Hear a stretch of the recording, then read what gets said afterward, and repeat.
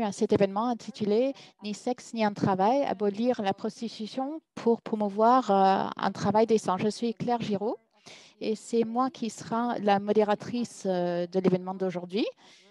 Et je suis représentante de la représentation permanente de CAP international auprès de l'ONU à Genève. Juste quelques infos d'ordre pragmatique. C'est un événement qui est disponible en 3 langues, l'anglais, français et l'espagnol. Si vous voudrez écouter dans une langue, vous pouvez cliquer sur l'icône d'interprétation. C'est une petite icône qui se trouve en bas de votre écran. Et là, vous pourriez sélectionner langue voulue. Donc, par avance, je remercie les interprètes pour leur travail d'aujourd'hui. Sachez que cet événement est enregistré et l'événement sera diffusé par la suite.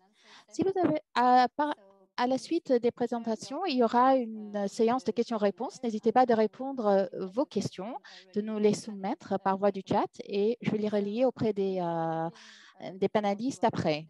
Avant de passer la parole aux panélistes, juste quelques mots par rapport à CAP International pour ceux d'entre vous qui ne connaissent pas.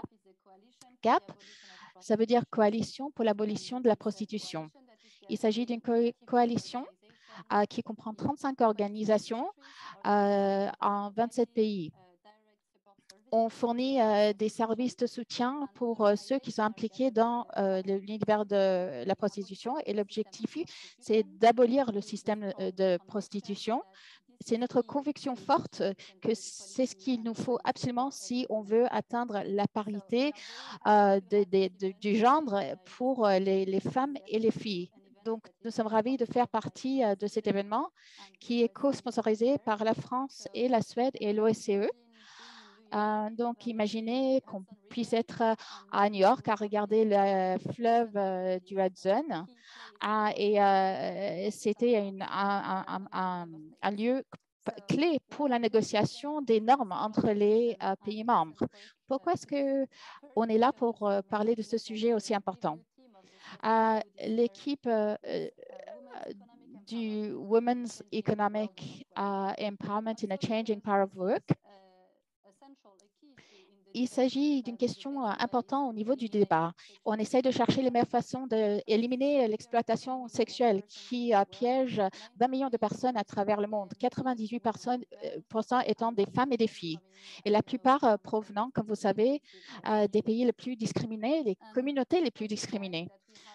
Malgré le fait qu'on a des témoignages des survivants, et des recherches empiriques qui nous montrent jusqu'à quel point tout ce système est nocif. Et malgré le fait qu'il y a la lutte et il y a des normes internationales qui sont très claires par rapport à la compatibilité entre la prostitution et l'importance de garder la dignité de la personne, il y a la convention, le SIDA, le protocole de Palerme, et ainsi que plusieurs instruments pour le droit de travail pour promouvoir ce système. Bien que ce soit interdit sur le lieu de travail, il y a certaines personnes et organisations et même des États qui croient encore que la légalisation ou la décriminalisation de la prostitution peut être une façon de l'éliminer.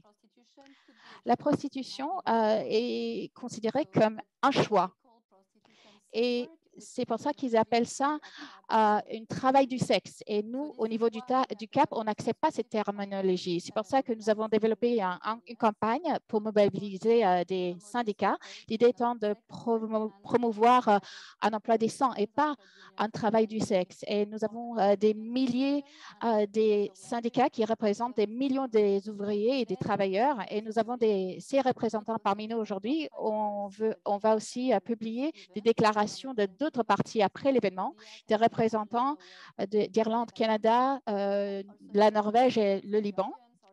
Et il y a des syndicats parmi nous dans le public. Si vous connaissez d'autres syndicats qui peuvent être intéressés, n'hésitez pas de prendre contact avec nous pour qu'on puisse en parler davantage. Donc, pour élaborer davantage, aujourd'hui, nous avons récolté des experts qui représentent les survivants et les organisations de première ligne, des syndicats, des membres États, pour qu'ils puissent partager leurs perspectives sur les bonnes pratiques pour éliminer la prostitution.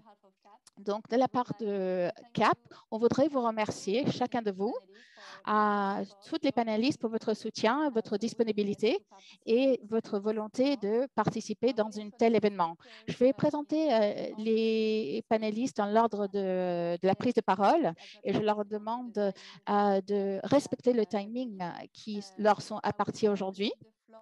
Et je passerai la parole à nos ambassadeurs qui représentent la Suède et la France. Et je vous remercie encore une fois d'avoir sponsorisé cet événement. Nous sommes très reconnaissants de pouvoir travailler ensemble 3 ans après le développement d'une stratégie commune pour lutter contre la traite des êtres humains entre la France et la Suède.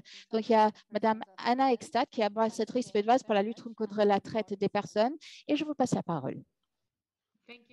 Je vous remercie, Claire. Chers panélistes, chers participants distingués, je suis ravie d'être parmi vous et je vais partager quelques-uns de nos expériences dans la lutte contre la prostitution et la traite des personnes à des fins d'exploitation sexuelle. Je voudrais aussi remercier CAP pour leur invitation, ainsi que la France et tous ceux qui étaient impliqués dans l'organisation de cet événement. Comme vous savez, la lutte contre la prostitution se focalise sur la demande et le trafic des personnes à des fins d'exploitation sexuelle. C'est une question prioritaire pour le gouvernement suédois. Et ça fait partie de cette lutte contre la violence commise contre les femmes. Et ça fait partie de notre politique. Et donc, il s'agit d'une exploitation sans merci. Il s'agit de l'exploitation des autres. Il s'agit d'une violation des valeurs des personnes en les enlevant le droit de décision par rapport à leur propre vie. Et c'est un obstacle contre la parité homme-femme, l'égalité sociale et le fait de jouir de ces droits de l'homme. Pour mettre un terme à cette exploitation et de la prostitution, ainsi que la traite des personnes à des fins d'exploitation sexuelle, il faut aborder les causes racines de cette exploitation. Il faut reconnaître que l'exploitation sexuelle et le trafic des êtres humains existent parce qu'il y a un payeur, quelqu'un qui est prêt à payer. Le modèle suédois, qui devient une référence comme étant un modèle égalitaire, provient du fait que nous avons une loi qui existe déjà depuis 1999 contre l'achat d'un tel service. C'était pour changer les normes au sein de la société, ainsi que pour mettre une ferme à tout type d'exploitation. Nous avons eu une séance hier avec l'Israël où nous avons parlé sur ce modèle d'égalité. Nous avons présenté tout le travail effectué par la Suède et de l'Israël ainsi que nos systèmes de droit respectifs. Et on est impliqué dans l'OSCE et nous avions eu des survivants qui ont assisté à cet événement pour parler de l'événement, du fait d'adresser cette question de demande ainsi que de voir que tous les États et tous les États membres qui ont signé le protocole pour supprimer le trafic répondent à leurs obligations et trouvent des solutions, peu importe leur législation au niveau local. Nous avons une approche abolitionniste par rapport à la trafic et la prostitution. Et notre vue, c'est que c'est nocif pour tout individu impliqué ainsi que toute la société. Et ça a un effet aussi sur la parité homme-femme. Comme vous savez tous, il s'agit d'une question très genrée. Les hommes, pour la plupart, sont les clients prostituteurs, avec des services étant fournis par des femmes, des filles, et ainsi que des hommes et parfois des jeunes hommes. Mais pour la plupart des cas de figure, il s'agit des femmes. Cette séance que nous tenons aujourd'hui, le fait qu'on est en train de discuter de cette question est d'autant plus pertinent, surtout en raison de l'invasion par la Russie en Ukraine, où on a des personnes déplacées, des personnes qui sont maintenant à plus fort risque de la trafic des êtres humains en Europe. Donc, il faut qu'on soit vigilant, il faut qu'on rassure à ce que les femmes et les enfants ne soient pas exploitées, qu'elles deviennent victimes de la traite des personnes ou d'une exploitation sexuelle. Donc, il s'agit d'une question très importante qui est discutée actuellement. ciblant les demandes, on voudrait perturber, mettre un terme à ce marché, ainsi que rééquilibrer cet déséquilibre de pouvoir entre les femmes et les hommes. Les personnes en situation de prostitution ont besoin des stratégies de sortie, de l'accompagnement et des droits. Il faut, si on normalise cette activité, ce n'est pas une option. En Suède,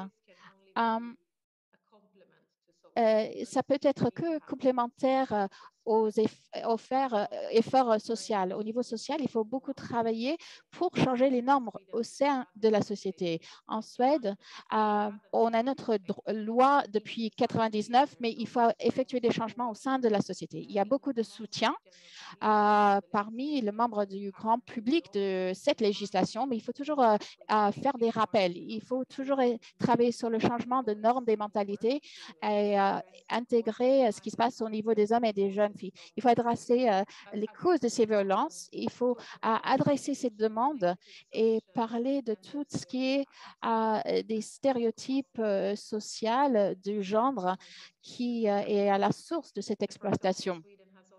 La Suède aussi a compris, on a changé aussi les programmes scolaires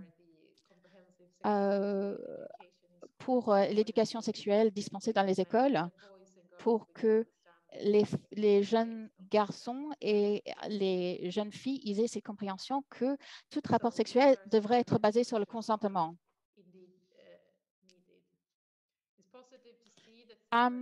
On a vu aussi qu'il y a plusieurs autres pays qui ont suivi la Suède, ce qui est positif. Il y a plusieurs pays maintenant qui sont en train de mettre en œuvre ce modèle et on travaille de pair avec la France aussi.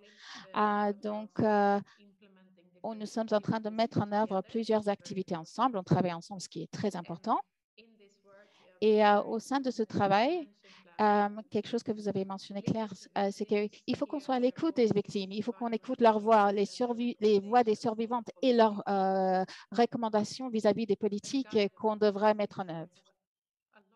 Je suis désolée, j'ai une alarme qui sonne derrière moi, mais mes excuses.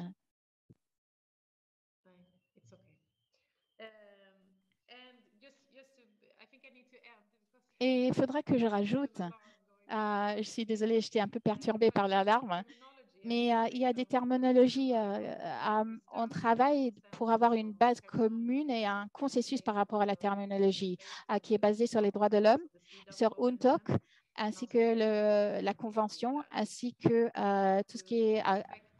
il faut qu'on respecte de la terminologie sur laquelle on s'est mis d'accord internationalement pour assurer à ce qu'on protège ceux qui sont les plus vulnérables.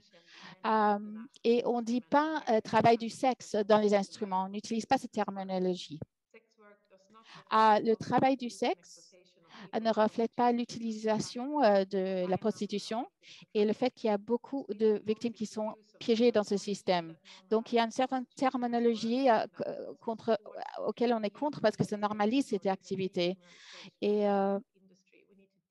il faut qu'on décriminalise tous ceux qui sont dans ces situations de prostitution, mais il ne faut pas décriminaliser les actions des acheteurs. En Suède, on préfère utiliser de dire des personnes en situation de prostitution parce que c'est inclusif, ça ne stigmatise pas et on ne tourne pas la tête sur le fait qu'il y a beaucoup de personnes impliquées dans ce milieu qui voudraient sortir de ce milieu parce qu'ils sont potentiellement des victimes du trafic des êtres humains. Je suis désolée, mais je dois vous quitter maintenant. Merci pour votre attention. Merci, Madame l'ambassadrice, de nous avoir donné votre point de vue avec un exemple du modèle suédois.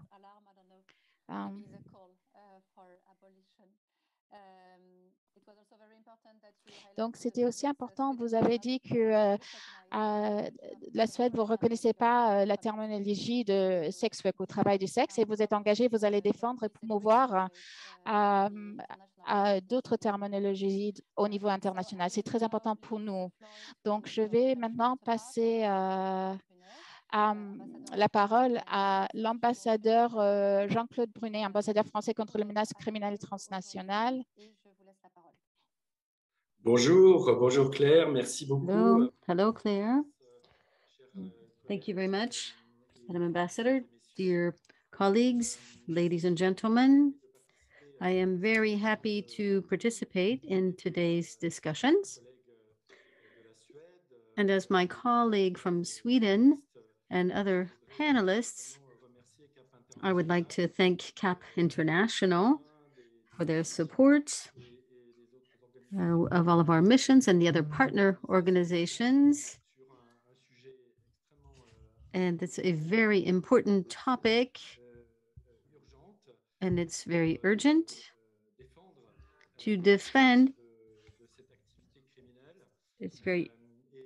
Et je me réjouis aussi de participer à cet échange avec les organisations, en particulier dans le contexte de la CSW, mais aussi des organisations du monde du travail, pour effectivement, dans les messages que nous portons, ma collègue suédoise Anna Ekstedt et moi-même, nos deux pays, nos deux ministres, je vais en parler, nous puissions véritablement effectivement souligner toutes les dimensions, comme vous l'avez relevé, Claire, des implications de cette activité criminelle et de la nécessité de protéger les victimes et effectivement les survivantes qui vont témoigner de leur situation, de leur expérience, nous apporte un message qui nous engage à agir et face à des situations extrêmement alarmantes. Et ma collègue Anna Ekstedt a évoqué aussi les enjeux liés à l'Ukraine actuellement, et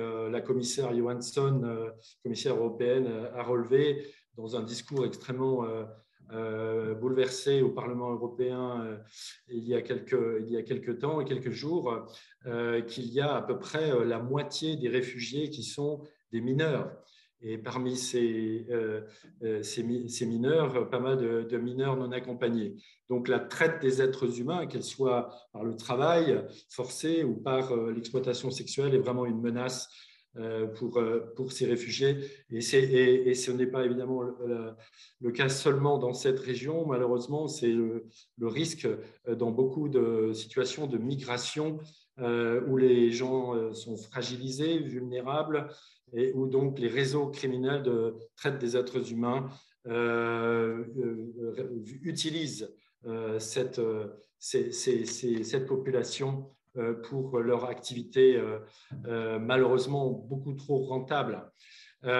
Et c'est contre ces phénomènes que le modèle abolitionniste, effectivement, que nos deux pays, la Suède, la France, mais suivi par pas mal d'autres pays, ont retenu. Et dans le cadre, alors pour la France, c'est le cas donc de la loi de 2016, 13 avril 2016, visant à renforcer la lutte contre le système prostitutionnel et à accompagner les personnes prostituées. Cette politique s'inscrit dans le cadre de la stratégie interministérielle française de lutte contre la traite des êtres humains, et c'est un plan d'action national de lutte contre la traite des êtres humains qui est porté par une mission interministérielle, la MIPROF, avec le soutien de tous les ministères. Et le ministère de l'Europe et des Affaires étrangères que je représente apporte son soutien, notamment par des actions de coopération dans des régions partenaires, que ce soit en Afrique notamment ou en Europe du Sud-Est. Mais très concrètement, nous souhaitons aussi défendre dans le cadre multilatéral, comme aujourd'hui dans le cadre de la CSW, donc les modèles législatifs qui permettent d'apporter des solutions. Et les ministres français et suédois des Affaires étrangères, donc Jean-Yves Le Drian et Margot Wallström, le 8 mars 2019, pour la journée internationale des droits des femmes, ont lancé cette tribune commune et cette stratégie commune franco-suédoise de promotion des actions spécifiquement pour lutter contre l'exploitation sexuelle qui, en fait, touche dans le monde aux 2/3 des victimes, des femmes et des filles. Et c'est vraiment donc dans le cadre de la diplomatie féministe et dans la défense du respect de l'égalité femmes-hommes que nous plaçons et de la protection des victimes, de leur dignité, de leurs droits fondamentaux et de la lutte contre l'exploitation par des réseaux criminels de plus en plus violents contre ces femmes et ces filles en particulier, que nous avons inscrit cette stratégie commune, particulièrement donc aussi dans cette diplomatie féministe.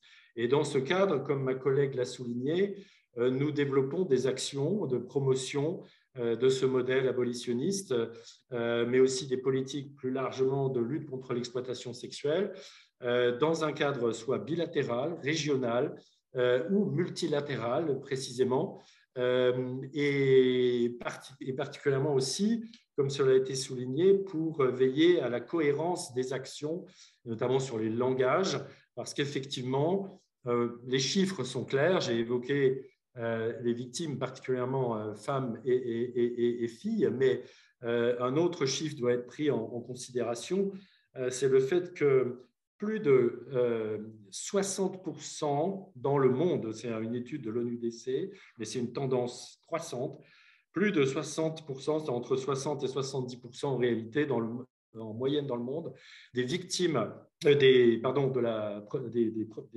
prostituées sont victimes de réseaux de traite des êtres humains, des réseaux criminels. Mais dans beaucoup de pays, comme dans le mien, en France, ce chiffre est de 90%. Donc ça explique aussi, c'est une des raisons de ce passage au modèle abolitionniste auquel nous avons procédé en France, parce que la réalité de la prostitution, c'est celle-là, c'est 90% victimes de réseaux criminels de plus en plus violents, touchant donc des victimes de plus en plus vulnérables, à 70%, et même plus, je crois 80%, ce sont des prostituées d'origine étrangère qui sont en fait recrutées, exploitées par les réseaux dans le contexte des migrations et du flux de réfugiés que j'évoquais, donc dans des situations où l'emprise psychologique, physique, matérielle, la violence qui est exercée contre ces personnes est en forte augmentation et est absolument inacceptable pour le respect des droits humains. Et c'est cette réalité qui nous a amenés à franchir le pas.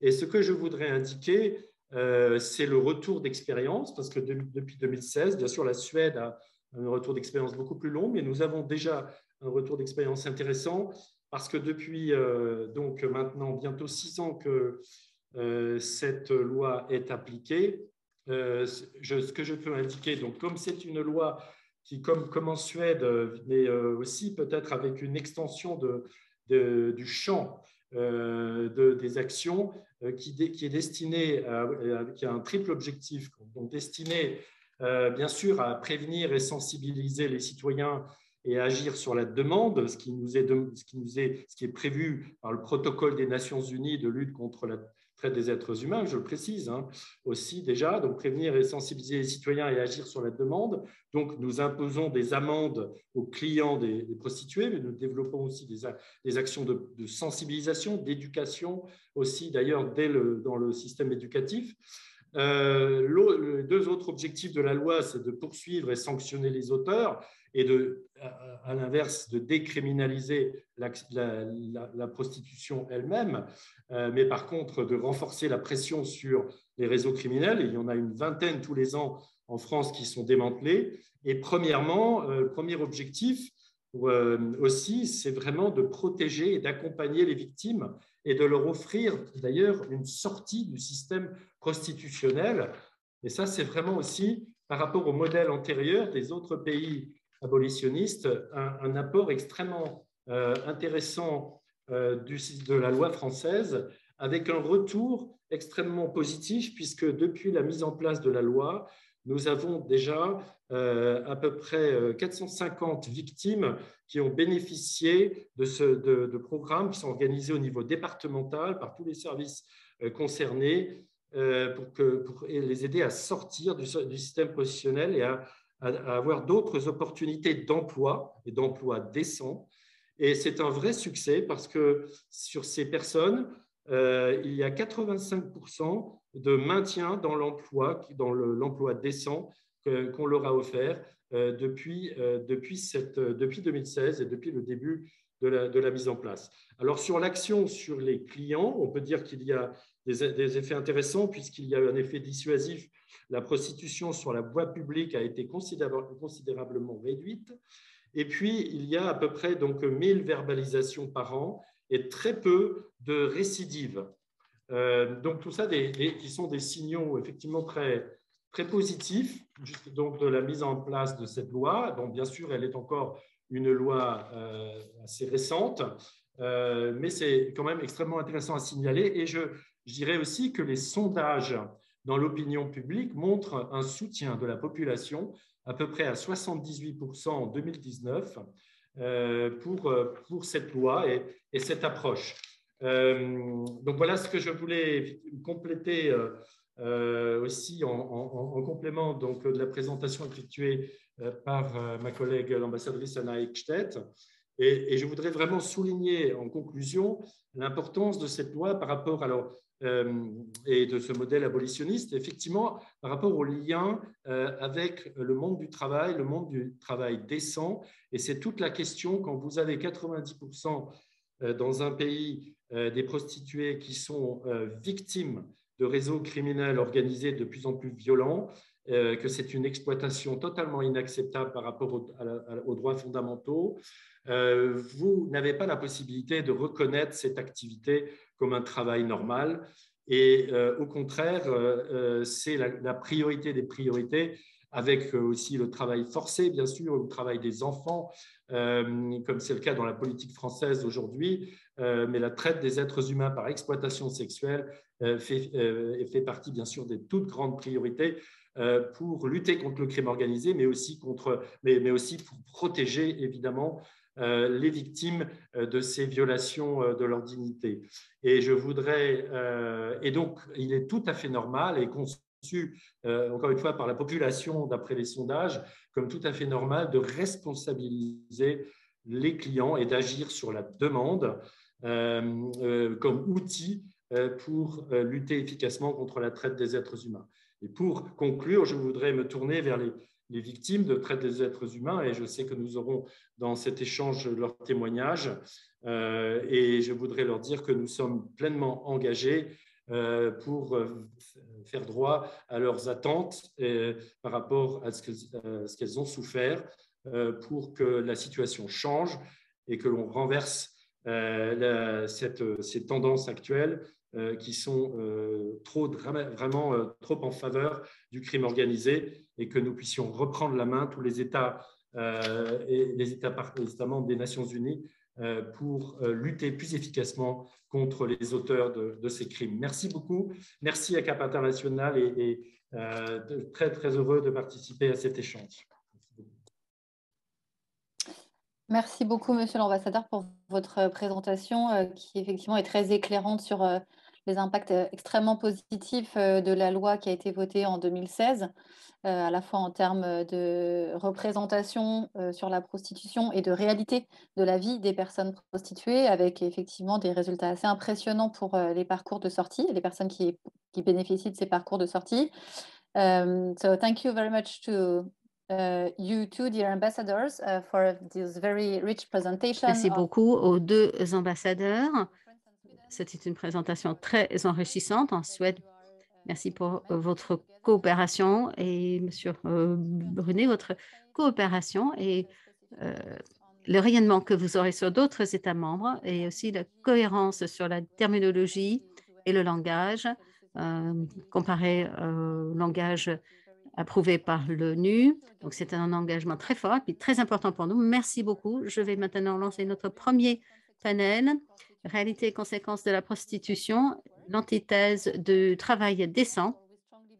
Donc, chez CAP, nous sommes convaincus que écouter les experts tels que représentent des organisations et des survivants, c'est très clé, c'est très important pour comprendre ce que c'est la prostitution et les réalités. Donc, nous sommes très reconnaissants pour nos intervenantes aujourd'hui, Diane Martin, Zoé Agatis et Flora Whitfield. Nous allons commencer avec Madame Diane Martin de l'Écosse, qui est vice-présidente du Conseil des survivants de traite.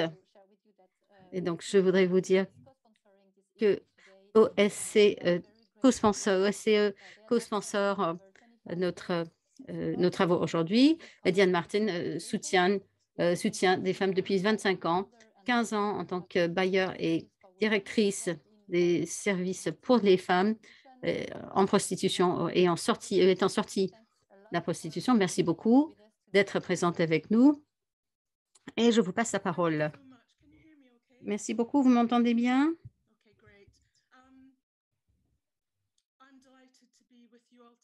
Je suis ravie d'être parmi vous. Donc, je vous dis bonjour de l'Écosse. En fait, je suis bouleversée. Je viens de voir dans le chat qu'il y a 20 leaders des survivantes de la prostitution qui sont parmi nous. Donc, ça m'enthousiasme énormément de savoir que vous êtes là. Donc, la prostitution, est-ce que c'est le sexe ou est-ce que c'est le travail? Sexe, oui. Il y a des actes de sexe et des actes sexuels, mais c'est un sexe qui n'est pas voulu. Donc, ça veut dire que c'est l'exploitation. L'argent n'achète pas le consentement. Et on ne peut pas consentir à l'exploitation. Souvent, on présente que c'est une question de droit de travail, mais non, il faudrait vraiment comprendre ça. Ce n'est pas le cas. On voit dans des pays que l'on essaie d'y arriver et ça ne marche pas. C'est un échec total avec un coût humain inacceptable. La prostitution, il ne s'agit pas de droit de travail, mais ce sont des droits humains et le droit de ne pas être à vendre. Le langage est très important et quand on change de langage pour exprimer des choses, cela change notre perception. C'est pareil que la prostitution. Le récit de travail du sexe et un travail comme tous les autres, ce n'est pas le cas. Et on essaie de légaliser et on décriminalise, cela recadre, cela veut recadrer l'industrie du sexe où les femmes ne sont que des prestataires. Les acheteurs et les proxénètes ne sont que des clients. Ce n'est pas le cas. Ce n'est pas un travail comme un autre. La politique et la législation doit aller au-delà. Pourquoi il faut des systèmes de support et des services de sortie que nous savons qu'il nous faut pour que les femmes s'en remettent? Julie Bendel, la journaliste qui nous a dit, qui a écrit, et je cite, « L'intérieur du corps d'une femme, ce n'est pas un lieu de travail. » Dana Lavi, une survivante israélienne d'une situation de prostitution, ce que nous pouvons décrire comme un travail décent. Il y a de l'expertise et quelqu'un qui a beaucoup d'expérience, on peut s'attendre à une rémunération plus importante. Ce n'est pas le cas avec la prostitution. L'expérience n'a aucune valeur et le manque d'expérience, en fait, génère plus de bénéfices pour les proxénètes. Alors qu'on demande qui est la plus jeune à offrir. Et en général, on demande s'il y a de nouvelles filles. Je me souviens quand on me demandait, comme des clients me demandaient, j'avais 18 ans, ils voulaient que je dise que je n'avais que 16 ans. Donc, cela démontre la réalité que, et je cite, même s'il y a un petit peu de travail et un petit peu de service, ce n'est pas un prérequis pour l'accord. Les conditions minimum, c'est tout simplement d'avoir une température corporelle. On peut être drogué pour ne pas être même consciente et on peut toujours vous vendre. Vous pouvez participer, mais vous n'êtes pas obligé. Votre corps est utilisé pour les actes sexuels, même sans votre coopération. Alors, si c'est censé être un travail et ça nous autonomise, eh bien, pourquoi les hommes et les femmes de tous les sphères de la vie n'essaient pas de libérer, de faire valoir leurs droits comme ça? Nous connaissons très bien les réalités de cette situation. Ce n'est que de l'exploitation.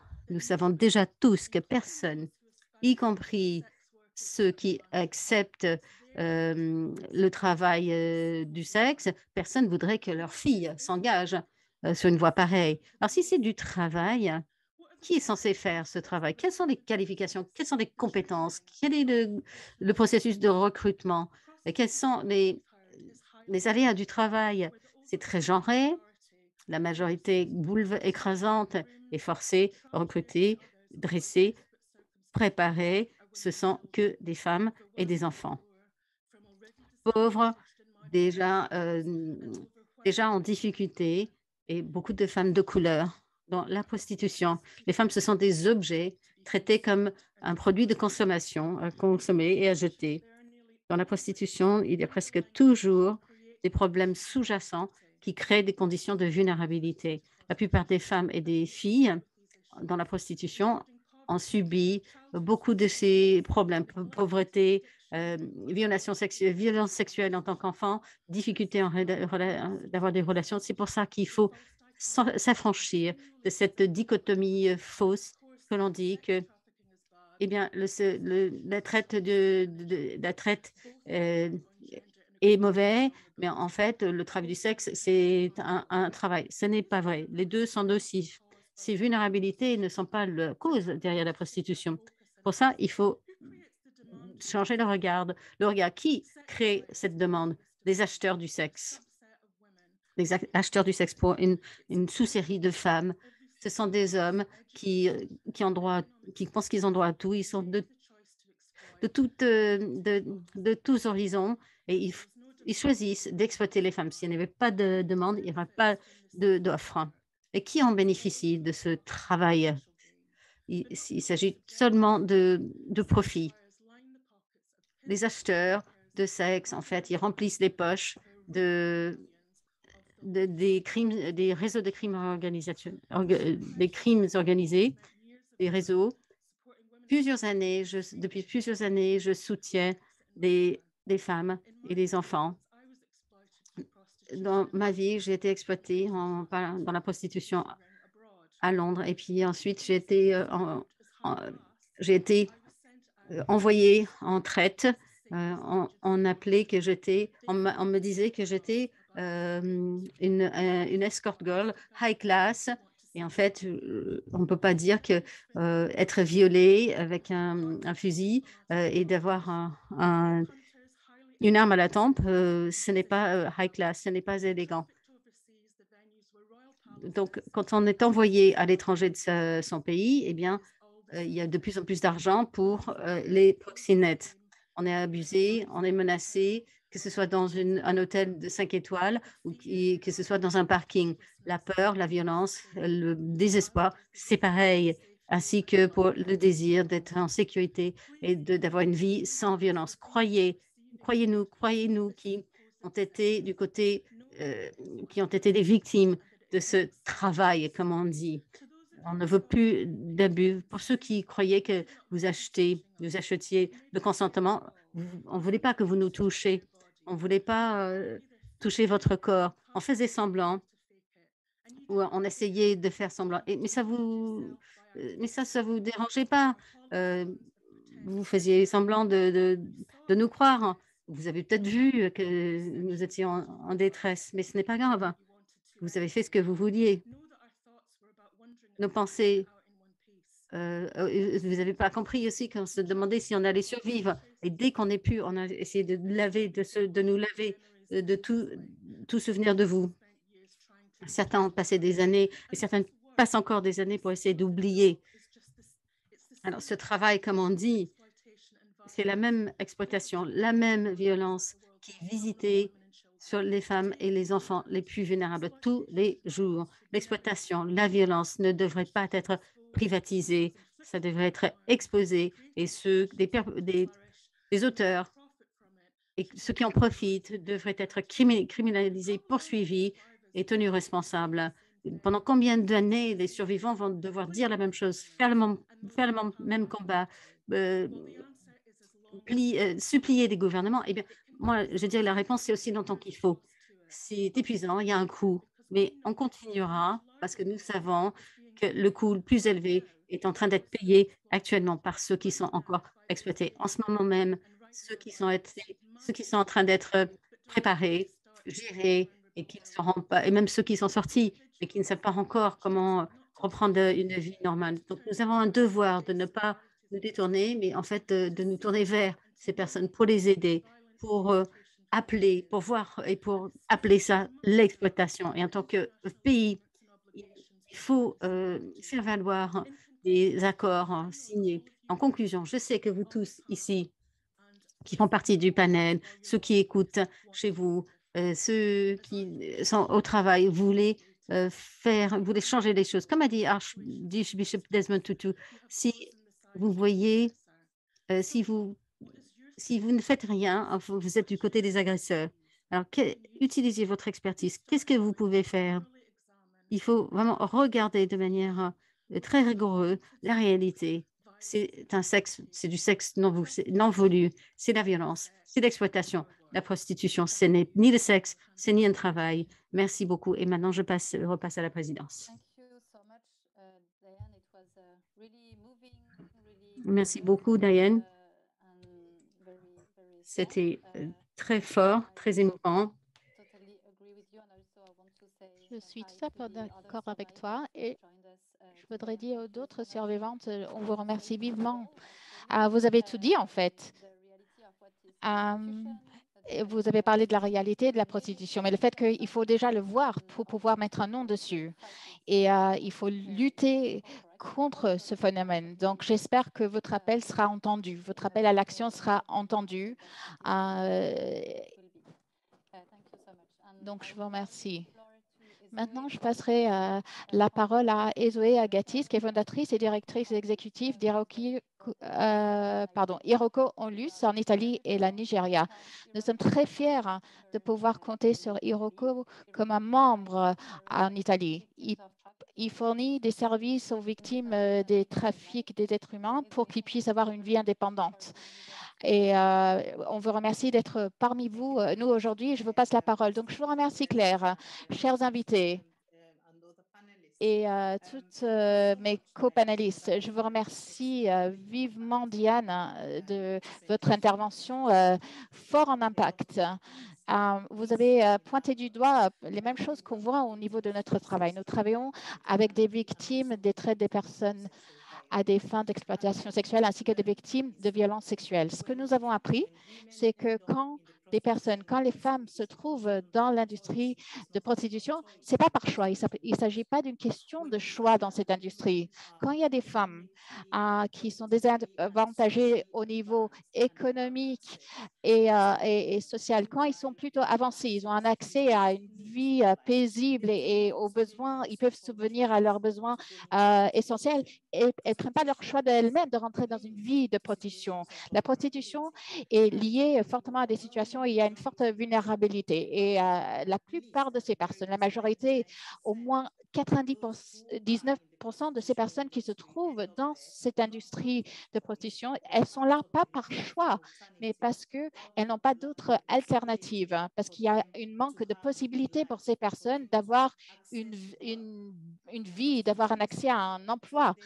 La prostitution n'est pas du travail. On ne peut pas même parler d'un travail indécent parce que ce n'est pas un travail, il s'agit d'une violence. Et de toutes les évidences que nous avons eues, pour ceux qui connaissent, ceux qui ont eu l'expérience, on sait qu'il s'agit d'une violence. Par voie des recherches menées dans la plupart des mondes, il y a les femmes sont plus à risque de mourir que des personnes dites normales, des personnes qui vivent des vies normales et par rapport à des personnes qui ont ce genre d'expérience. Je ne dis pas que ces personnes-là ne sont pas normales, je dis qu'ils passent par des situations très difficiles par manque de choix et parce que c'est les circonstances dans lesquelles elles se trouvent, ils se trouvent. Donc, nous sommes en train de lutter pour encourager un modèle abolitionniste en Italie, en Nigeria. Et nous avons pu, au sein de notre organisme, réunir plusieurs des organismes abolitionnistes en Italie. Nous avons créé un réseau des organismes abolitionnistes. On a travaillé avec des membres du Parlement pour assurer à ce que ça soit promulgué dans la loi. Et il y a un projet de loi qui a été récemment soumis par le membre du Parlement au Sénat. Au Nigeria, où on travaille à mettre un terme à cette situation aussi. On est encore au point de démarrage. On veut assurer à ce que le gouvernement nigérien va chercher à protéger son peuple en refusant la prostitution à une activité violente pour que ce soit pris en compte comme un travail. Donc, c'est là-dessus que nous sommes en train de travailler au sein de notre organisation. Je voudrais aussi vous parler de la façon dont récemment la prostitution était considérée. il y a eu une décision importante par le tribunal constitutionnel italien au mois de mars 2019. Et selon la Cour, les principes abolitionnistes devraient être instaurés dans tous les pays pour lutter contre la violence de la prostitution. Et la Cour a reconnu le fait que la vente des services sexuels, la personne qui vend est potentiellement une victime et l'agresseur et l'autre qui achète ces services est un agresseur. Et donc, il ne faut pas que l'État prenne parti de cette industrie, une industrie qui met en danger une partie de sa population. La Cour a aussi reconnu que faire partie d'un circuit de prostitution, une fois dedans, c'est très difficile de sortir en raison du chantage, de la pression, des violences physiques. Et il y a beaucoup de coercion.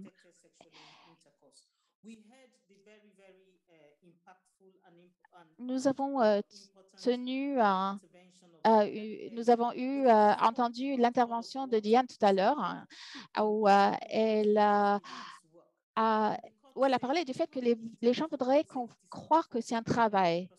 Et parfois, même si on pense que ce n'est pas un acte forcé, le choix de vendre un acte sexuel, dans la plupart des cas, se trouve dans des conditions qui limitent la liberté d'un libre arbitre. Et donc, le législateur devrait reconnaître que la prostitution ne peut jamais être considérée comme un travail en raison des circonstances dans lesquelles cette activité démarre. Le trafic sexuel est un produit de la prostitution. Du trafic à des fins d'exploitation sexuelle n'existe pas si la prostitution n'existe pas. Donc, on ne peut pas parler du fait d'éliminer le trafic à des fins d'exploitation sexuelle tout en favorisant la prostitution comme un travail. Il s'agit d'une seule chose. Il y a un qui est juste une conséquence de l'autre. Et c'est pour ça que c'est important qu'on parle de ce modèle abolitionniste. C'est très important que les membres de Parlement apprennent davantage par rapport à ce phénomène. Il y a beaucoup de personnes qui sont dans une position pour pouvoir changer la loi, qui ont une influence, sont mal informés par rapport aux besoins de la prostitution. Il y a une acceptation générale sur l'idée que la prostitution est quelque chose d'inévitable. Ce n'est pas inévitable. C'est comme avec l'esclavage. Il y a une période où l'esclavage était accepté et c'est quelque chose qu'on voit maintenant au niveau de la prostitution. Ce n'est pas acceptable. En Europe, on parle beaucoup de la parité homme-femme, que les hommes et les femmes devraient jouir des mêmes droits. Mais comment est-ce qu'on peut avoir une égalité quand la moitié de la population est en vente vis-à-vis de l'autre partie de la population? On ne peut pas mettre les femmes en vente. Ce n'est pas possible. Et donc, la Cour constitutionnelle italienne a aussi dit que la prostitution ne rend pas digne. C'est quelque chose qui déshumanise. C'est quelque chose qui nuit et qui est nocif pour le corps humain. Donc, en cela, ça ne peut pas être accepté comme un emploi, comme un travail. Et selon la loi, ce ne devrait pas être accepté comme quelque chose qui donne lieu à un travail. Donc, pour nous, au niveau de notre organisation, on fait de notre mieux pour faire en sorte que ce projet de loi soit adopté. Il s'agit d'une violence. Je vous remercie de votre attention. Je vous remercie, Ezoé, d'avoir partagé votre point de vue et votre analyse. Et toutes les recherches qui sont menées en Italie et en Nigeria et spécifiquement tout le travail de plaidoirie qui est fait. Et nous sommes ravis d'apprendre qu'il y a des développements aussi au niveau de la Nigeria et que la situation est assez prometteur au niveau de l'Italie. Donc, on vous remercie de votre engagement. Donc, je vais passer la parole à Mme Flora Whitfield, qui est survivante et responsable de la communication et des programmes pour Breaking Free. Nous sommes très, très fiers que Breaking Free soit un des membres de notre coalition. Breaking Free aide 500 femmes tous les ans pour sortir des systèmes de prostitution avec de l'éducation, du logement et de l'accompagnement. Je vais passer la parole maintenant à Flora Whitfield qui va vous dire davantage. Je vous remercie, dit Flora Whitfield. Est-ce que vous m'entendez? Je suis Flora Whitfield et merci de ces mots d'introduction. Je voudrais remercier Diane pour sa présentation ainsi que Madame Agatsi pour sa présentation. Au niveau du Breaking Free, nous servons la communauté depuis 1999 et nous sommes une organisation non lucrative et on lutte contre l'exploitation sexuelle, prostitution et le trafic des êtres humains. On donne des soutiens, de l'accommodation et la plaidoirie. On adresse la demande et nous avons déjà vu un impact important au sein de notre communauté. Le travail sexuel ne devrait pas considéré comme un travail. Ce que je voudrais dire, c'est qu'il ne s'agit pas d'un métier crédible. Il s'agit de l'oppression d'un individu touché par ce phénomène. Pour vous donner un exemple, est-ce qu'il y a un métier que vous connaissez où il y a un traitement injuste prolongé? Il n'y en a pas beaucoup. Donc, la réalité, ce n'est pas un travail décent ou approprié, c'est un mensonge. L'industrie du sexe et la prostitution est loin d'être la réalité. Il y a des individus qui souffrent tous les jours. Et pour ceux qui sont traumatisés par le passé, ils le savent bien. Ce n'est pas juste. Ce n'est pas juste pour quiconque de subir ce qui est subi par ces individus tous les jours. Ce n'est pas un choix. Personne ne choisit la prostitution. Il s'agit d'un manque de choix, un manque de barrières, des barrières qui sont créées dans ce cycle vicieux d'exploitation, manipulation et déception. Il n'y a rien de glamour, il n'y a rien de bien avec une personne qui est objectivée et utilisée comme un produit de consommation pour le plaisir sexuel d'un autre. Il s'agit d'un choix sans choix. Personne choisit d'être utilisé, abusé. Je m'en fous de l'argent qui est généré par cette activité. Même si l'argent n'était pas là, la personne en question ne sera pas là. Il s'agit de quelque chose qui est payant. Il n'y a pas de filles, il n'y a pas de jeunes filles qui veulent être prostituées ou catapultées dans cette réalité fausse. Personne ne veut être objectivé pour le plaisir et la gratification sexuelle de quelqu'un d'autre. Tout le monde devrait pouvoir jouir de leur libre arbitre. Il n'y a pas de pouvoir dans ce travail. Il y a l'encouragement à la normalisation des jeunes filles de se modifier, qui leur place dans un point de vue d'un objet qui peut être échangé pour de l'argent et des biens. Il s'agit d'une objectification sexuelle. Il faut changer cet état d'esprit et cela va annuler quand on entre dans cet état d'esprit, on s'enlève de la société, des communautés, nos familles et nos parents. On s'isole, on automédicalise et on se sabote parce qu'il n'y a personne qui peut endurer être utilisé, abusé à plusieurs reprises, manipulé et menti. Et ça déshumanise. Et cela crée une barrière et à l'intérieur de la personne et à l'extérieur de la personne. Ça crée de l'isolement et de la douleur. On peut tous... Comment parler de nos bénéfices ou notre travail où on ne peut pas ramener les enfants sur le lieu de travail? Il ne s'agit pas d'un travail légitime. Il s'agit d'une violence commise contre les femmes et personne ne devrait subir cette violence. On n'est pas des objets. Sexualité versus la sexualisation. On va juste prendre quelques instants pour voir comment la société a promu la sexualisation des femmes et des jeunes filles qui les rendent vulnérables à cette exploitation. Si on s'adapte à ce qui est normalisé, on perd nos valeurs. Et la valeur des personnes provient de leur attrait sexuel, leur comportement qui les exclut et qui met à l'écart toutes leurs autres qualités. Ça veut dire qu'une femme aura une valeur sur la base de sa beauté, son apparence physique. Elle est surexploitée, sexualisée, ce qui était glorifié dans les médias et sur toutes les plateformes des réseaux sociaux. Regardez dans votre téléphone, vous allez voir des apps comme TikTok et Facebook, vous allez voir que les femmes et les jeunes femmes sont surexploitées, sursexualisées. Et même les jeunes garçons sont ciblés aussi. Il y a tweens et des jeunes filles qui sont vraiment très recherchées sur les sites, et ce qui est très alarmant parce que tout cela a un impact sur, sur les relations saines et notre approche vis-à-vis de ces relations. Des jeunes femmes et des filles sont sexualisées et ça enlève de leur pouvoir. Ça enlève de leur pouvoir que ils sont que jugés par leur beauté, pas par leur intelligence, et elles ne sont pas encouragées d'utiliser leurs compétences. Et pour moi, c'est un vrai problème. Voici une citation d'une survivante.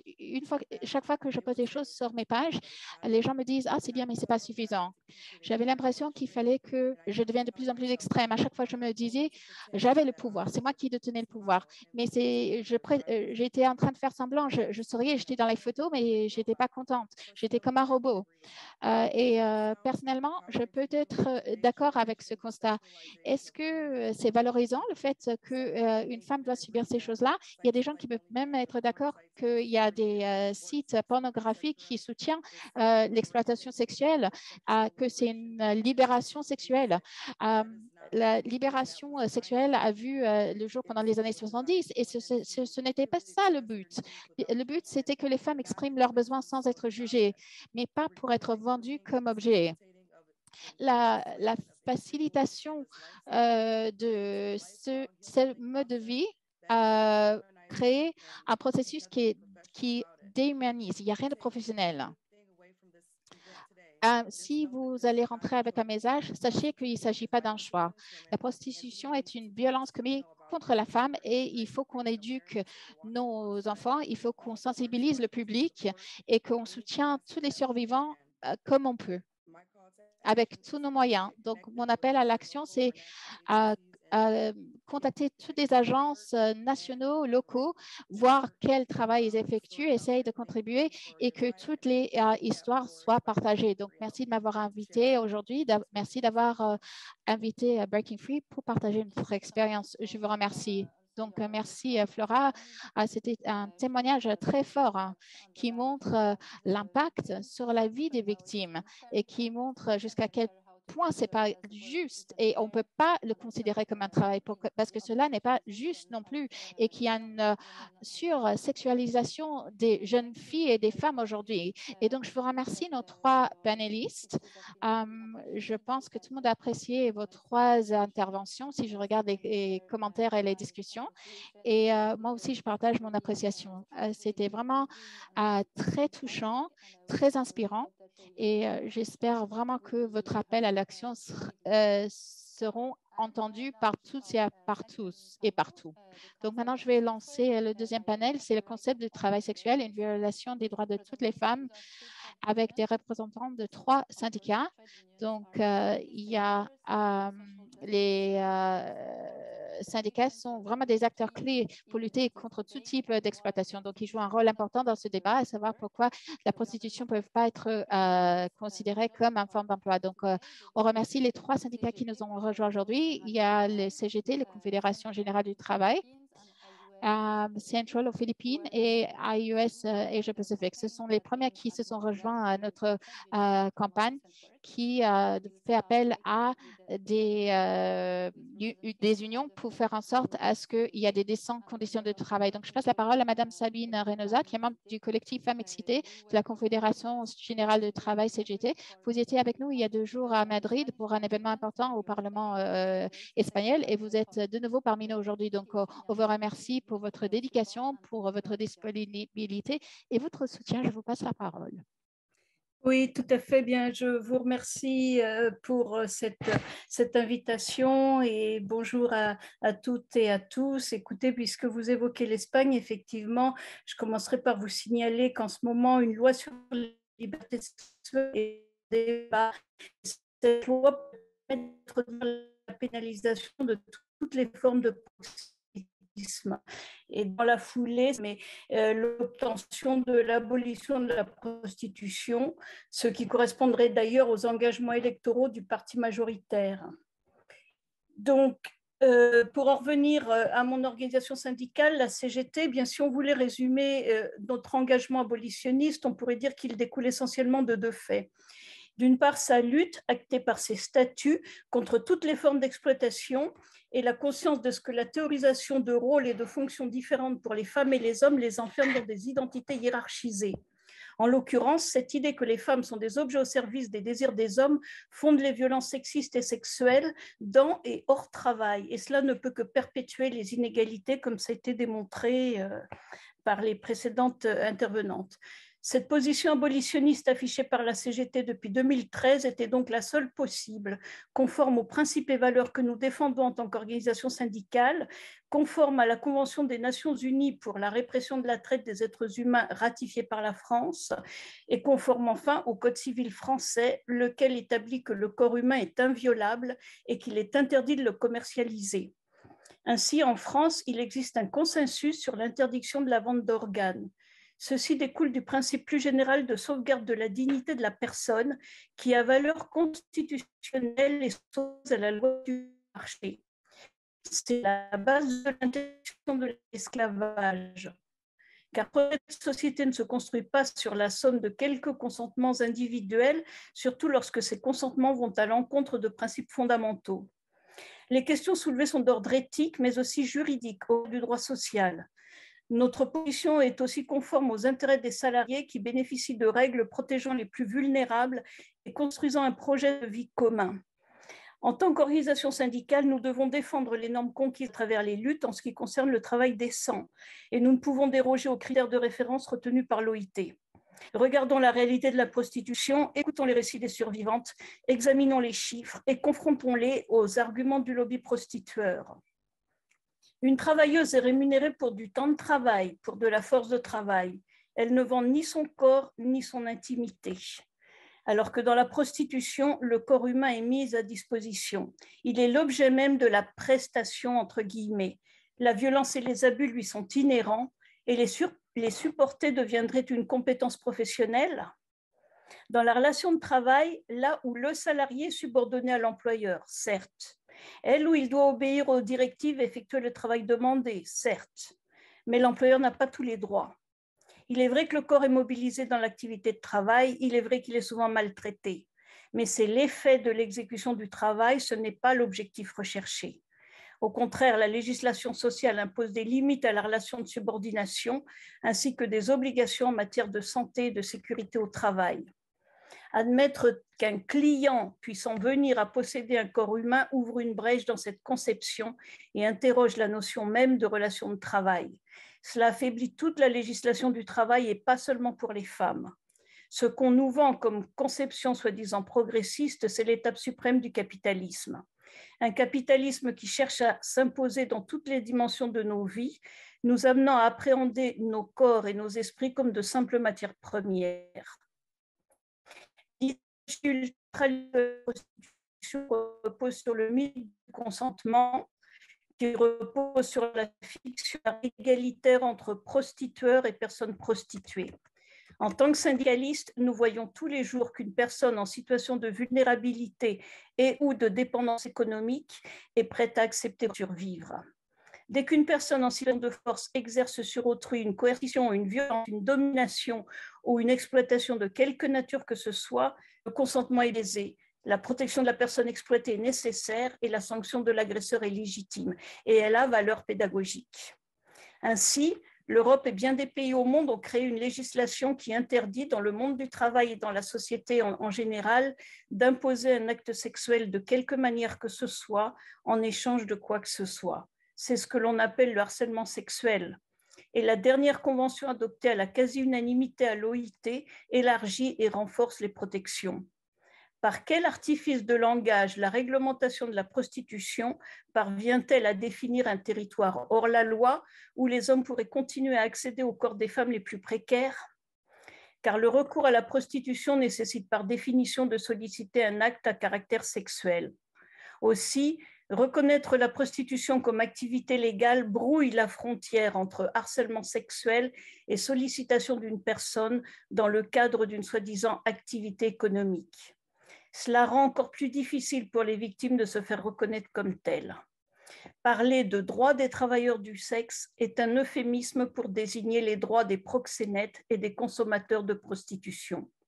Cela vise à présenter ce vestige du patriarcat le plus archaïque comme moderne, subversif, libérateur, voire féministe. Tandis que le discours servi aux conservateurs invoque relations contractuelles de droit privé entre personnes consentantes sans aucune intervention de la société. L'idée que la prostitution est un travail comme un autre a servi à justifier la légalisation d'activités très lucratives en s'appuyant sur des soi-disant syndicats de travailleuses et travailleurs du sexe. Partout en Europe, le même modèle, avec site internet, activités en ligne et présence médiatique impressionnante. Et bien sûr, promotion du porno, idéologie qui nourrit le système prostituaire. Ces groupes ne soutiennent aucune revendication qui irait à l'encontre des intérêts des patrons du secteur, je veux dire les proxénètes, bien sûr. Aucune dénonciation des conditions de soi-disant travail, ni de la traite, ni de la mort brutale de celles qu'ils prétendent défendre. Qui les finance? Qui les fait vivre? Quels sont leurs statuts? Quel conflit social ont-ils porté? Les vrais syndicats qui ont tenté, dans une approche réglementariste, d'organiser les personnes en prostitution n'ont rencontré aucun succès. Et pour cause, ces personnes ne veulent pas y rester. Elles ne se déclarent pas comme telles, elles n'affirment pas d'identité professionnelle, elles ne montent pas en compétence au fil de l'expérience dans le secteur. D'ailleurs, ça a été dit, qui serait fier d'orienter sa fille vers ce type de débouché?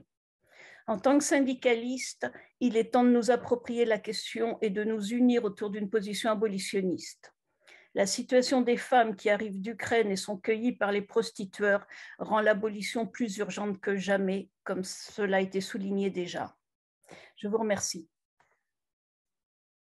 Merci beaucoup, Sabine, pour votre analyse très, très puissante, qui montre en effet qu'il n'y a rien dans la prostitution qui relève d'une relation de travail qui fasse l'objet d'un consentement valide. Et tout le flou que cela conduirait par rapport à la définition du harcèlement sexuel, et également de pointer les luttes très étranges des soi-disant syndicats des travailleurs du sexe qui effectivement n'ont pas grand-chose de syndicaliste. I will now leave the floor to Dr. Muhammad Hidayat Greenfield, who is the Regional Je vais Secretary. passer la parole au Dr. Greenfield, qui est le directeur régional de l'agriculture, l'hôtellerie, restaurant, catering et tourisme, tabac et les travailleurs associés. Donc, je vous passe la parole. Merci beaucoup, Claire. Je vais juste commencer pour remercier CAP International pour m'inviter à parler en tant que syndicaliste international. Je me joins à vous pour soutenir la cause avec un respect et une solidarité pour vous tous. Il est essentiel que nous ayons un engagement pour vous soutenir, pour combattre le travail du sexe. Le concept, je vais parler du concept. Je vais commencer par parler de ce que c'est le travail décent. Ce n'est pas un descriptif des emplois qui sont décents, pas décents. En fait, il s'agit d'avoir des aspirations. Et selon l'OIT, c'est la définition. Le travail décent résume les aspirations des personnes dans leur vie professionnelle. Il implique des possibilités de travail productif, procurant un revenu équitable, la sécurité sur le lieu de travail, des protections sociales pour les familles, des meilleures perspectives de développement personnel et d'intégration sociale, la liberté d'exprimer ses préoccupations, de s'organiser, de participer aux décisions qui affectent leur vie et l'égalité des chances et pour toutes les femmes et tous les hommes. C'est la définition d'un travail décent. Et tout ce que nous avons entendu aujourd'hui, c'est le contraire de cela. Avec toutes ces conditions de travail décent, même si c'est dangereux, même si c'est sous-payé, tout travail peut être décent. Mais ce qu'on appelle le travail sexuel, ça ne peut pas. Parce que vendre les femmes pour une utilisation, une exploitation sexuelle, ça ne peut pas être considéré comme du travail. Les préconditions, c'est la pauvreté, les dettes, l'insécurisation, marginalisation, déplacement par guerre et danger. Et c'est obligatoire et ce n'est pas un choix. Le travail sexuel ne peut pas être décent parce que l'industrie du sexe a besoin de la vulnérabilité économique, sociale et physique de ces femmes et filles. Ça fait partie de leur business model, c'est une ressource. Et mettre fin à la vulnérabilité économique, comme a dit Diane, c'est-à-dire couper, castrer la demande, ferait partie, amènerait la fin de l'industrie sexuelle. On peut dire que c'est comparable à toute autre forme de travail salarié. Et ça veut dire vendre sa force de travail en échange d'un salaire. Et cette force de travail mentale et physique produit un service. Alors que dans le travail sexuel, ce qui est vendu, ce n'est pas sa force de travail, mais c'est elle-même, c'est elle qui est la marchandise, c'est elle qui est le bien de consommation consommé.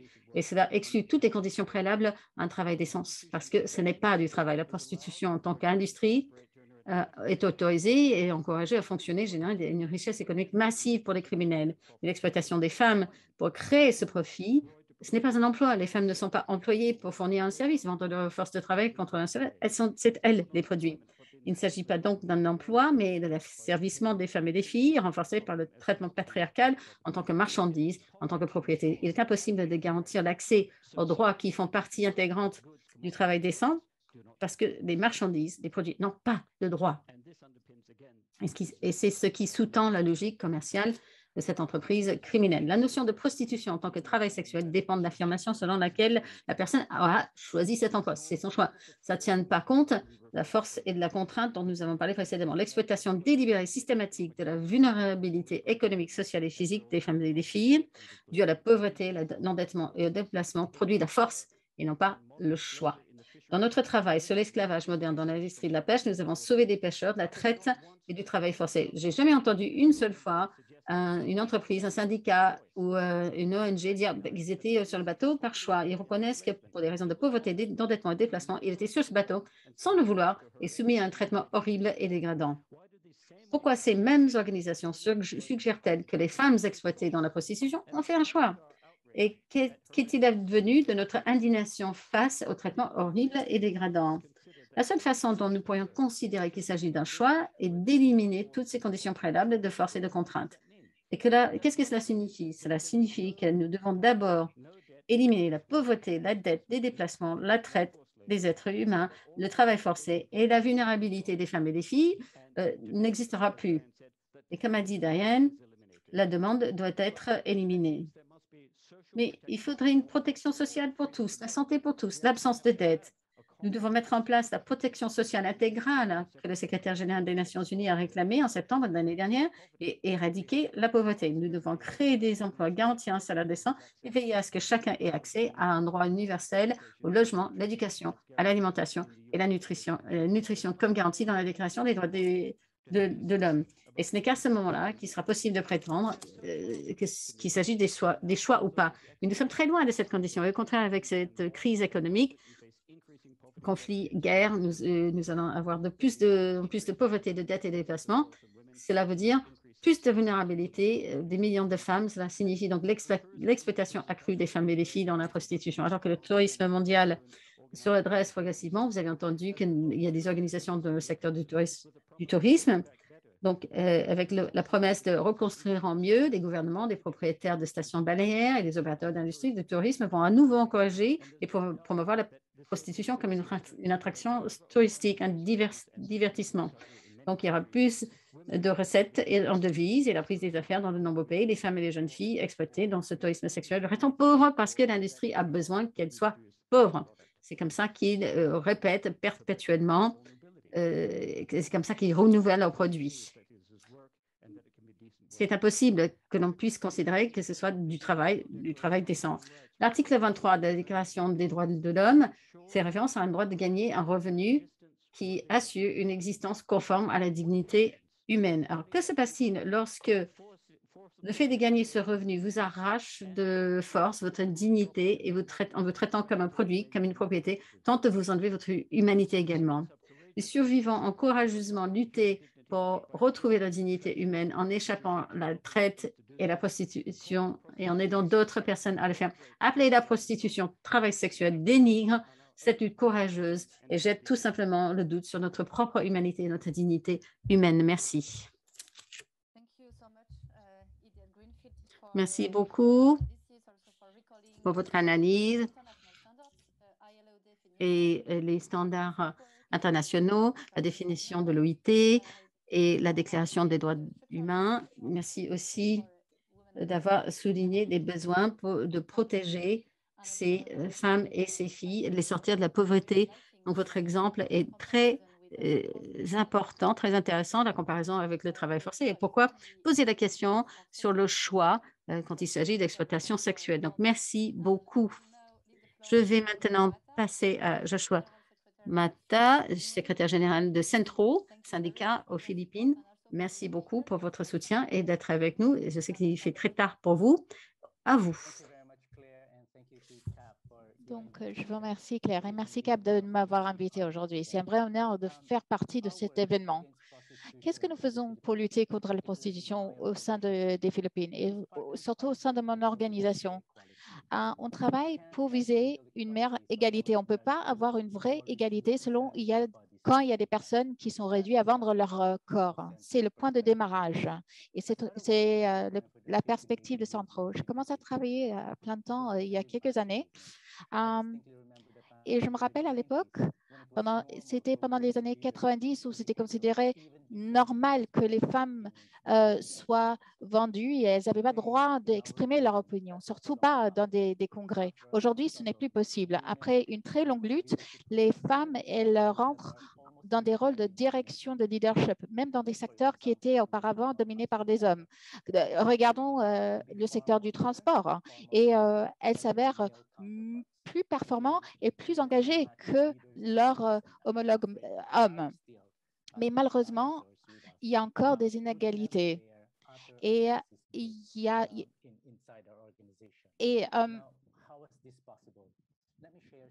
je voudrais partager quelque chose que nous avons appris qui correspond à nos principes. C'était les femmes qui ont mené la voie, c'est les femmes qui ont forcé le changement. Ce sont les femmes leaders qui ont fait en sorte à ce que les autres femmes pouvaient avoir plus d'égalité malgré le misogynie qui existait parmi nos hommes. Mais il y a des hommes qui étaient engagés à ces causes aussi. Moi, je pensais que c'était suffisant d'être socialiste pour pouvoir mettre une fin à tous les torts dans le monde. Et puis, je suis invitée dans un campement des jeunes hommes où j'ai vu comment on trouvait des solutions pour les hommes impliqués dans la prostitution. Et c'était lors de ce camp de formation où, en fait, j'ai dû faire face à mon propre machisme. Et c'est à ce moment-là que je me suis rendu compte que si on voulait transformer la société, il fallait absolument démanteler ces inégalités du genre créées par la patriarchie. Et c'est pour ça que nous avons introduit une sensibilité par rapport à l'égalité des genres dans notre parcours de formation. Il y a un module qui comprend des discussions sur la sensibilité des genres, la violence contre les femmes, ainsi que des questions qui tournent autour de la prostitution et l'identité sexuelle. Et il s'agit d'une formation révolutionnaire que nous avons introduite au sein de nos formations. Il y a des hommes qui ont complètement changé quand ils ont entendu l'histoire d'une survivante de la prostitution. Avec des larmes, ils se sont pardonnés auprès des survivants. Tous les hommes qui pensaient que les femmes étaient moins qu'eux, ils se sont pardonnés, et ils ont changé leur façon de faire. Et on a fait ça pour les ouvriers dans plusieurs endroits. On a des organisations des migrants, pour les ouvriers migrants, qui luttent activement contre le trafic et la prostitution. Mais plus que ces modules, il y a aussi les surveillantes et des femmes qui continuent à servir de source d'inspiration.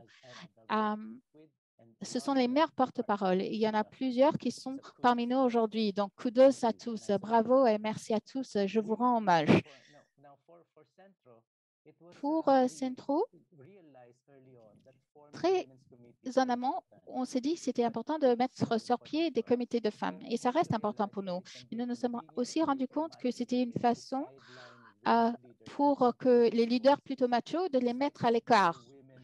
C'est comme on dit, voilà, on laissait les femmes s'occuper dans la cuisine pendant toutes les prises de décision sont faites dans le salon.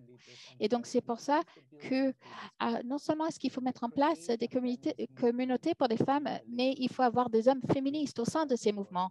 Et cela requiert qu'on développe ces rôles pour les femmes. Il faut avoir des discussions par rapport au ce féminisme radical social.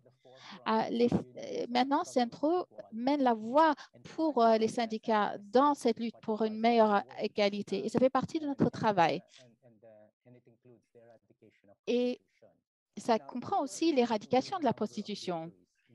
Et nous avons plusieurs victoires au niveau de la politique sociale ainsi que la législation. Et on continue à servir de source de conseil au niveau local. Mais je vais vous dire qu'est-ce que nous avons accompli au niveau de la prostitution, à la lutte contre la prostitution. En 2006, nous avons adopté une politique contre l'harcèlement sexuel.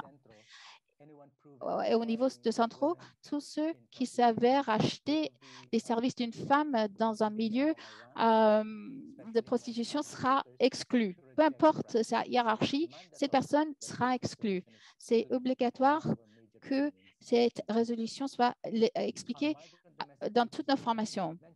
Dans le syndicat pour les ouvriers migrants, nous gérons aussi des cas de harcèlement sexuel et de prostitution, non seulement parmi les ouvriers eux-mêmes, mais ailleurs. Nous avons tenu d'autres activités pour les survivants grâce au CAP aussi. En travaillant avec d'autres, on a mené des campagnes contre les violences commises contre les femmes. On soutient aussi des programmes de sortie pour des personnes prostituées. Et on a plaidoyé pour l'établissement des zones sécurisées pour ces personnes. Et nous sommes en train de résister au niveau gouvernemental aussi. On a soutenu un projet de loi pour enlever la criminalisation des femmes victimes et les survivants de la prostitution.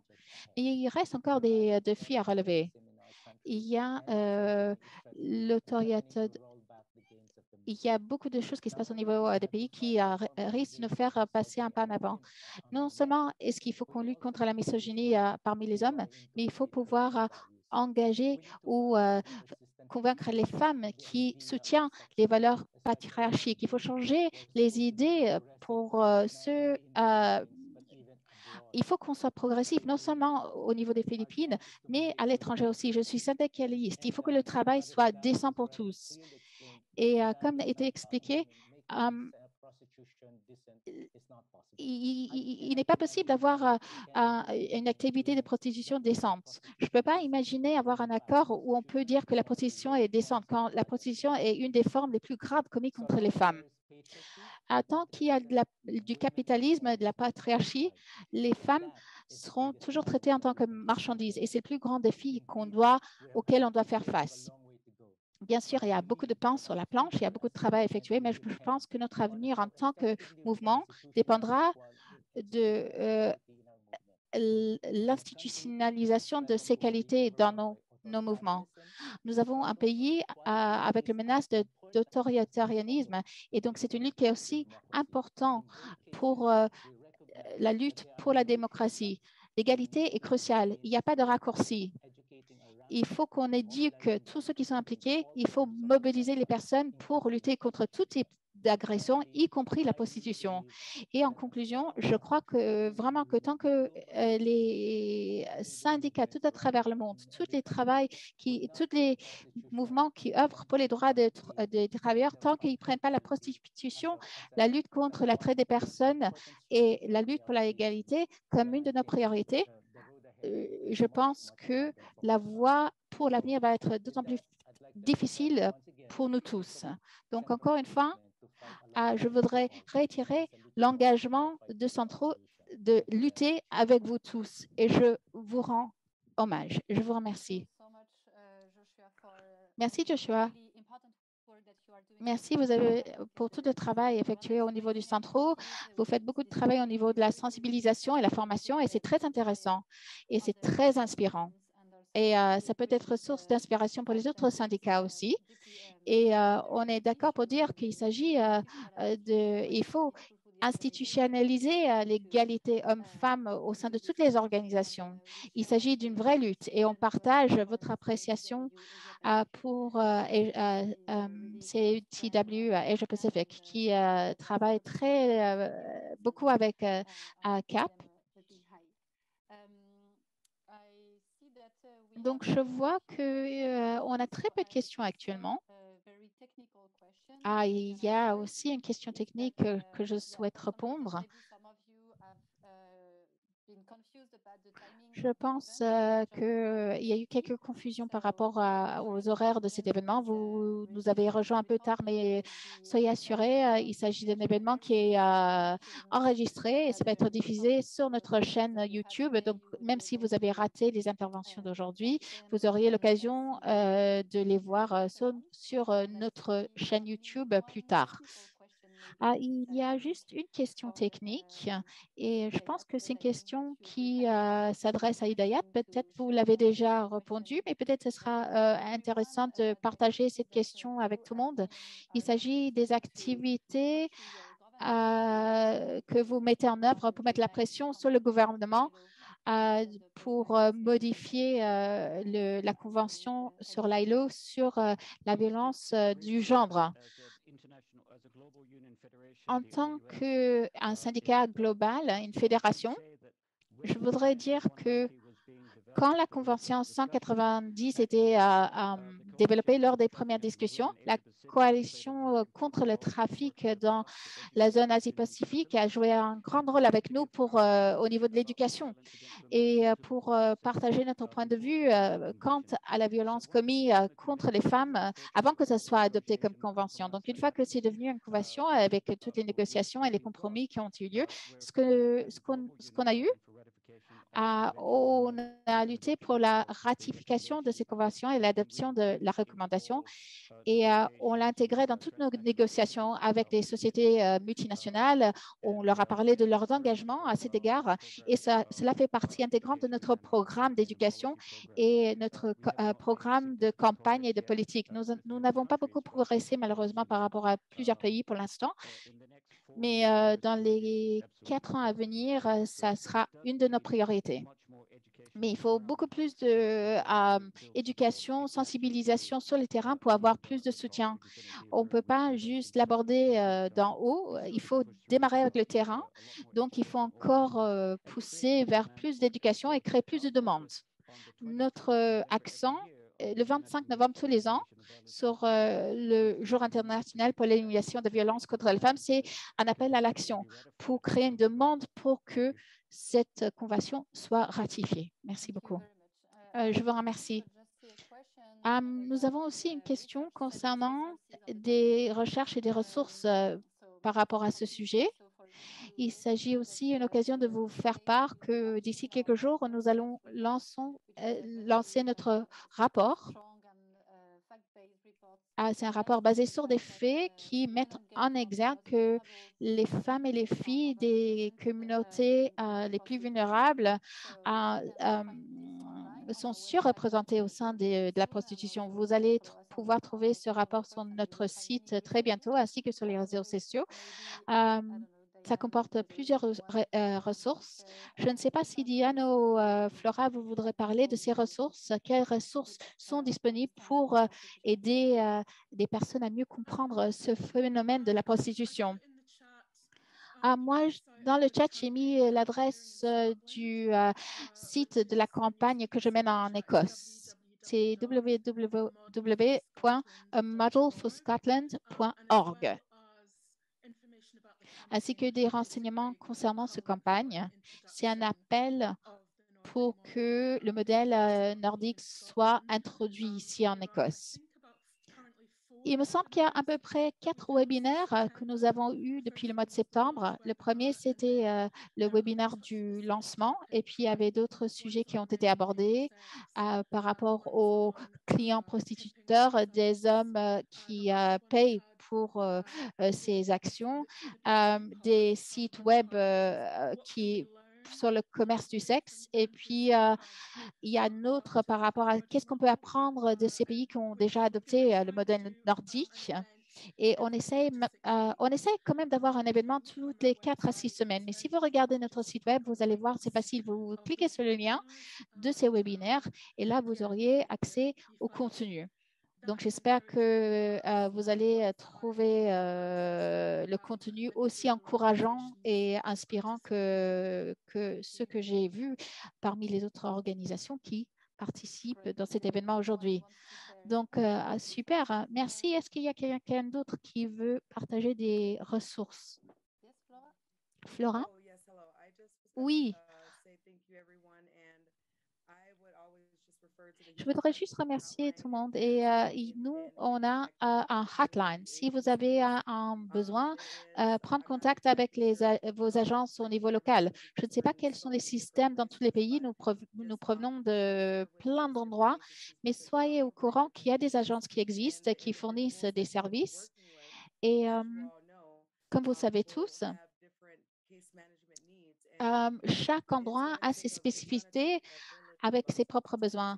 Il faut un village pour qu'on se récolte et qu'on soit tous là pour soutenir les survivants. C'est ce qu'il fallait. Et je sais que c'est quelque chose qui marche. La collaboration, le fait de voir des réseaux, c'est quelque chose qui marche bien.